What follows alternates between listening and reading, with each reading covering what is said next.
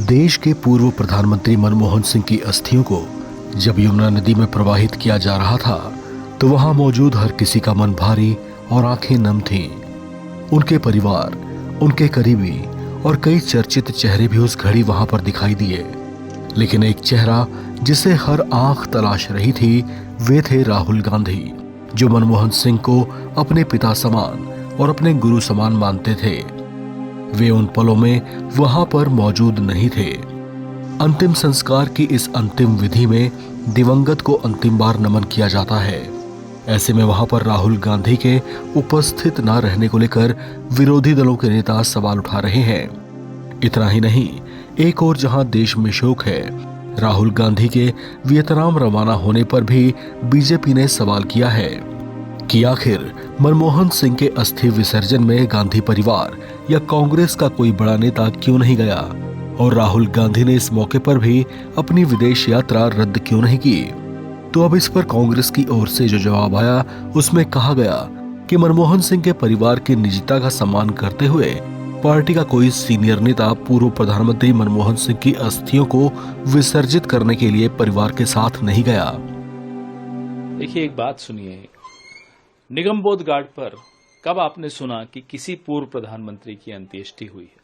हम कम बोले क्योंकि ऐसा मौका नहीं था। इंतजार हम भी कर रहे थे कि देखिए सवाल तो पूछेंगे हम। निगमबोध घाट पर आप एक पूर्व प्रधानमंत्री की अंत्येष्टि कर रहे हैं। आपके पास राहुल जी और प्रियंका जी ने यहां तक कहा कि आप शक्ति स्थल से कोई हिस्सा लेना चाहे ले लीजिए, लेकिन उनको ऐसी जगह उनकी अंत्येष्टि होनी चाहिए जहां स्मारक बन सके उनका। नहीं माने ही नहीं। उसके बाद जो बदइंतजामी थी वो आप सबने देखी।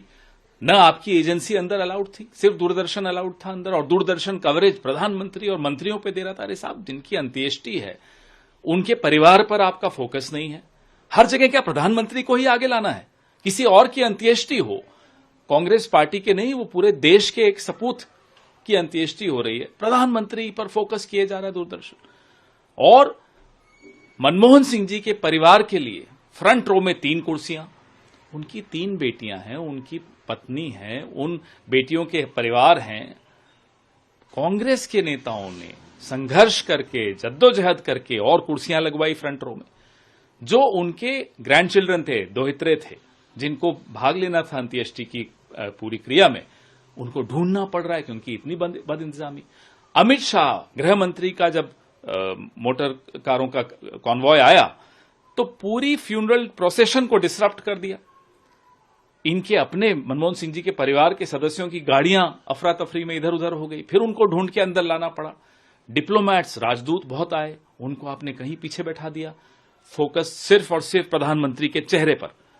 ये कोई पूर्व प्रधानमंत्री को इस तरह का सम्मान देंगे आप, जिन्होंने 10 साल में और उससे पहले भी वित्त मंत्री की हैसियत से इस देश की अर्थव्यवस्था की कायाकल्प कर दी? उस व्यक्ति को आप इस तरह से अपमानित करेंगे?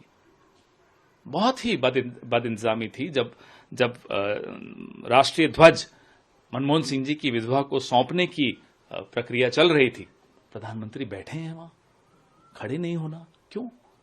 ये मैं तो अभी कई उदाहरण आपको दे रहा हूं, लेकिन इससे कहीं ज्यादा और आपको लोग उदाहरण बताएंगे कि किस तरह की बदइंतजामी थी। सर, लेकिन सरकार ने, पूरा डिफेंस मिनिस्ट्री ने बाकायदा इसके लिए इन्विटेशन तक दिए थे। वो तो प्रोटोकॉल है साहब, वो कोई एहसान तो चढ़ाया नहीं उन्होंने, प्रोटोकॉल है।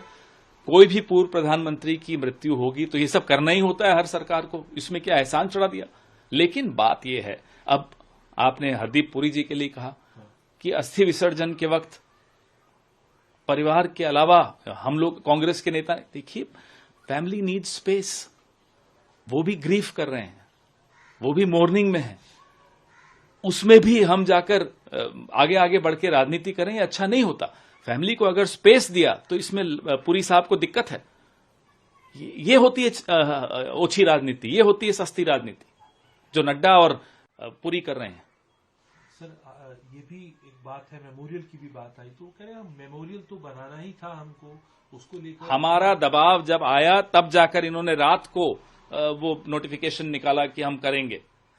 उससे पहले कोई कुछ नहीं था। यहां तक बात हुई कि साहब आप शक्ति स्थल से कुछ ले लीजिए जमीन, लेकिन इनको स्मारक वहीं होना चाहिए और अंत्येष्टि वहीं होनी चाहिए जहां स्मारक बनेगा। नहीं माने, क्यों नहीं माने, पूछिए इनसे।